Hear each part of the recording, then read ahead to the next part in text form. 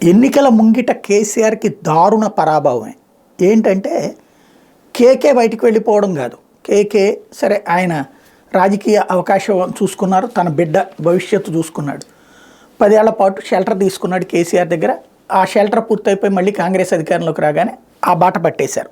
అది పక్కన పెడితే ప్రధానమైన షాక్ ఏంటంటే వరంగల్ ఎంపీ అభ్యర్థిగా కావ్యని ప్రకటించిన తర్వాత, అది కూడా కడియం శ్రీహరి కుమార్తె, కడియం శ్రీహరి ఓ చక్కడ పార్టీ తరపున సీరియస్గా నిలదీస్తూ అసెంబ్లీలో ఉపయోగపడుతున్నటువంటి వేళ కడియం శ్రీహరి కుమార్తె కావ్య ఎంపీ అభ్యర్థిగా ప్రకటించబడ్డాక అకస్మాత్తుగా ఆమెను తీసేసి మొన్న ఆరూరు రమేష్ని పోటీ చేయమంటే నేను చేయను అన్నాడు. ఆయన బీజేపీ వెళ్ళి అభ్యర్థి అయ్యాడు.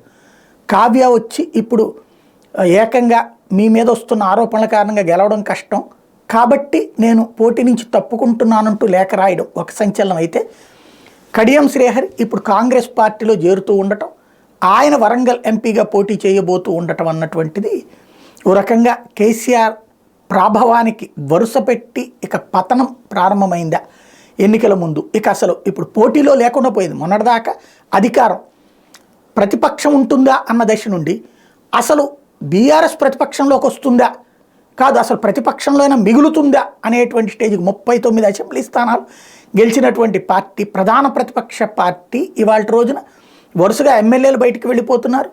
అట్లాగే ఎంపీగా పోటీ చేయడానికి మనుషులు లేరు. చివరికి 8 అసెంబ్లీ స్థానాలు సాధించినటువంటి భారతీయ జనతా పార్టీలోకి వెళ్ళిపోయారు. ఇవాళ fight between Congress versus BJP అయిపోయింది. అది అతిపెద్దదైనటువంటి షాకింగ్ పరిణామం కేసీఆర్కి.